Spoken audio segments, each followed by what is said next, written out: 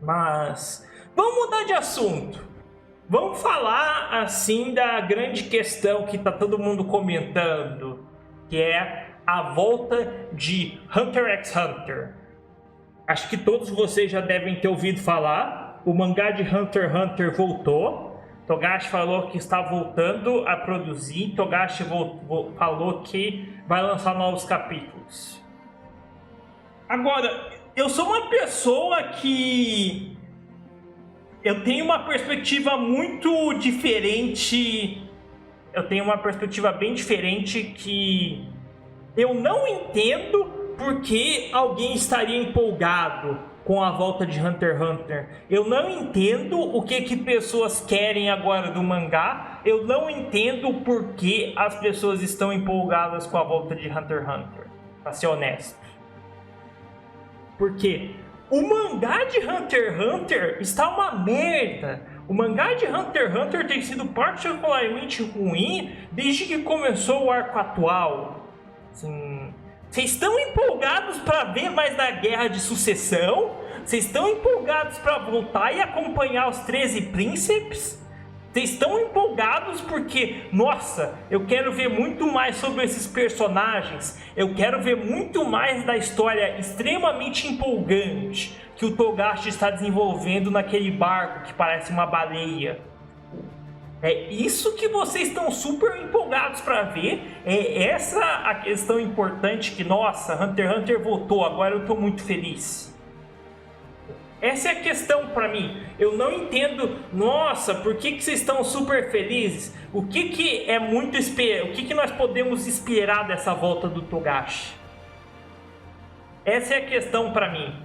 Eu sinceramente, eu posso estar sendo um pouco duro, mas eu acho os mangás, o arco atual de Hunter x Hunter literalmente legível.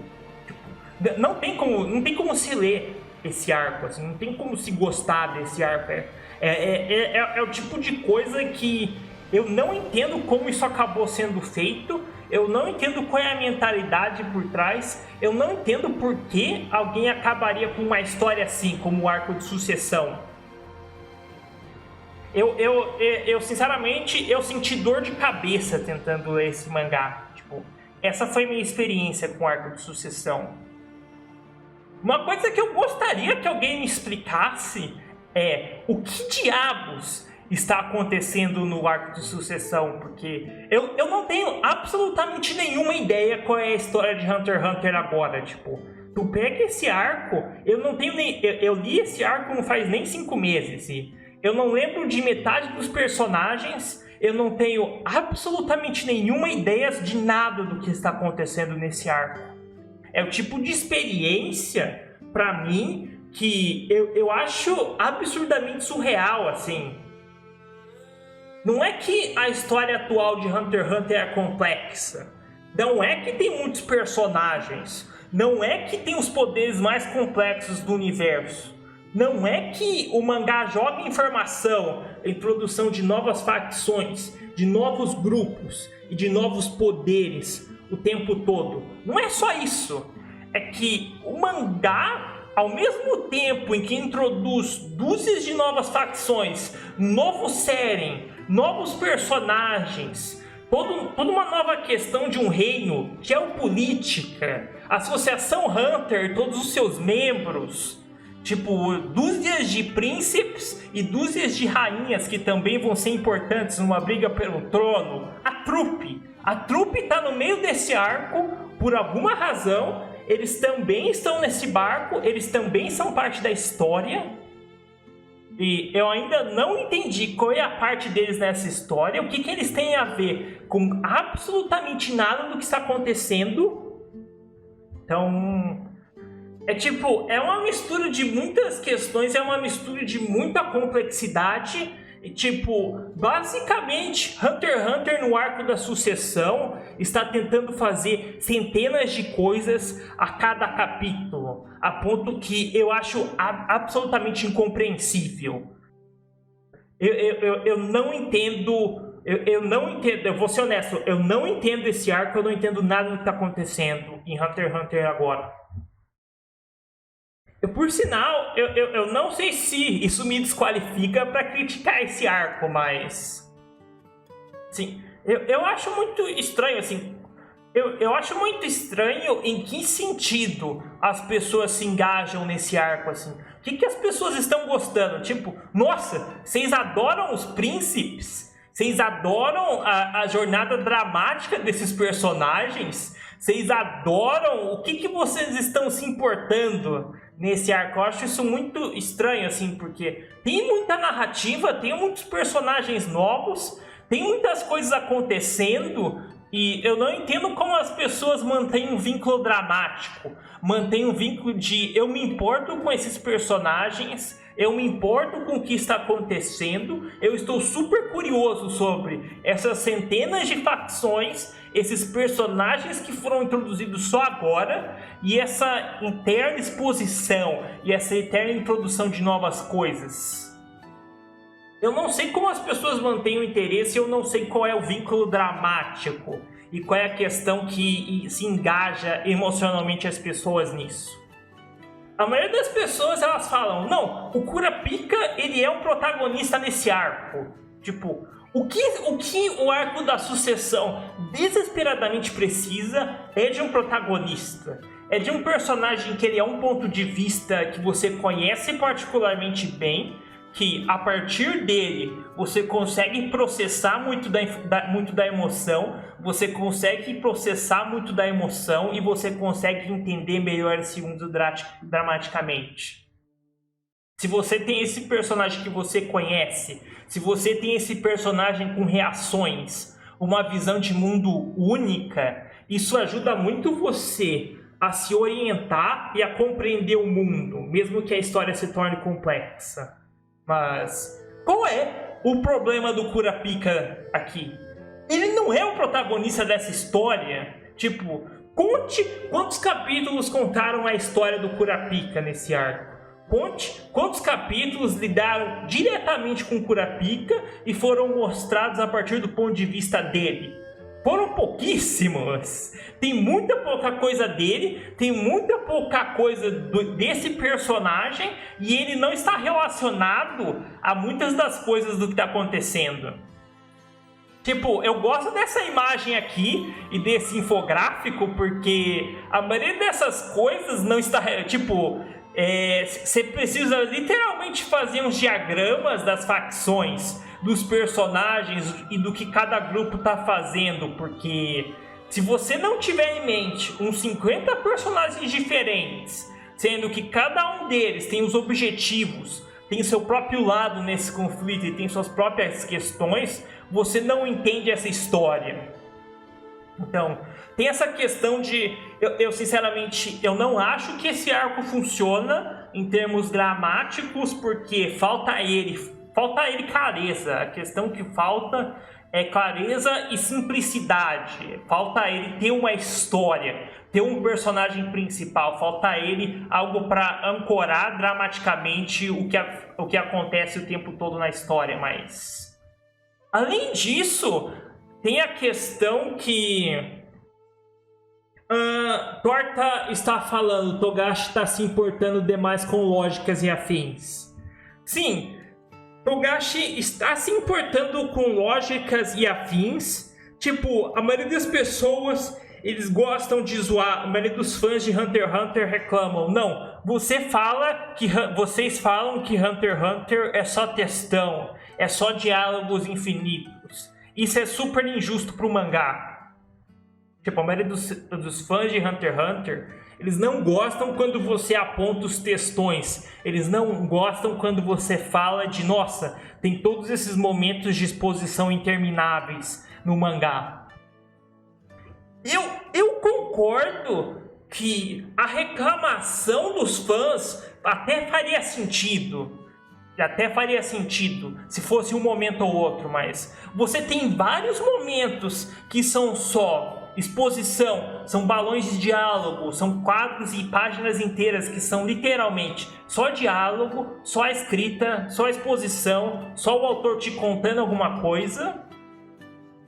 E existe algo, e é o que é o pior em tudo isso, é que a enorme maioria da informação, a enorme maioria desses balões de informação e desses textões que o Togashi escreve é algo absolutamente desnecessário. Não existe absolutamente nenhuma razão para isso ser incluído, não existe absolutamente nada que tais informações agregam na história. Tipo, é muito estranho isso, porque o que o Togashi gosta de escrever nesses textões? Ele gosta de passar algo sobre o personagem, ele gosta de passar algo sobre a temática, ele gosta de mostrar mais sobre o universo nesses eternos diálogos? Não, ele literalmente passa um enorme tempo descrevendo habilidades, descrevendo poderes NEM, descrevendo os poderes artificiais dos personagens e as estratégias e o que eles podem fazer e o que eles não podem fazer e o que eles entendem sobre a situação e o que eles não entendem sobre a situação